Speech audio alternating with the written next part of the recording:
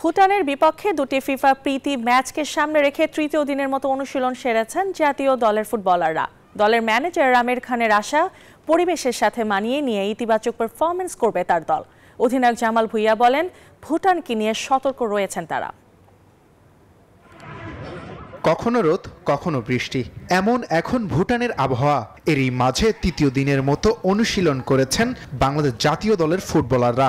অনুশীলনে নিজেদের মধ্যে ভাগ হয়েও ম্যাচও খেলেছেন জামাল তপুরা।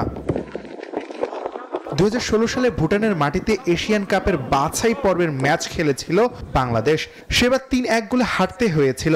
সেই ক্ষত ভুলে 8 বছর পর জয় দিয়ে ফিরতে চান দলের ম্যানেজার আমির খান। সব দিক মিলিয়ে সবাই আল্লাহর রহমতে ভালো আছে। ফিটনেস লেভেলও মাশাআল্লাহ, কারো কোনো ঘাটতি আমি এখনো পরিলক্ষিত করিনি। তো ওভারঅল ম্যাচকে সামনে নিয়ে এগিয়ে যাচ্ছে। এনজিওর কিস্তি প্রথমবার বিকাশ পেমেন্ট করলেই 20 টাকা ইনস্ট্যান্ট ক্যাশব্যাক। ভুটানের বিপক্ষে দুটি ম্যাচেই জয় দিয়ে এএফসি র্যাঙ্কিং এ ভালো করতে চায় বাংলাদেশ। র্যাঙ্কিং এ আমাদের ভালো একটা অবস্থানে যদি থাকতে হয়, তো অবশ্যই আমাদের এই ম্যাচটা জেতার জন্যই আমরা মাঠে নামব। কন্ডিশন ও মাঠের সঙ্গে মানিয়ে নেওয়ার পাশাপাশি প্রতিপক্ষের শক্তি দুর্বলতা নিয়ে কাজ করেছেন বলেও জানান বাংলাদেশের অধিনায়ক।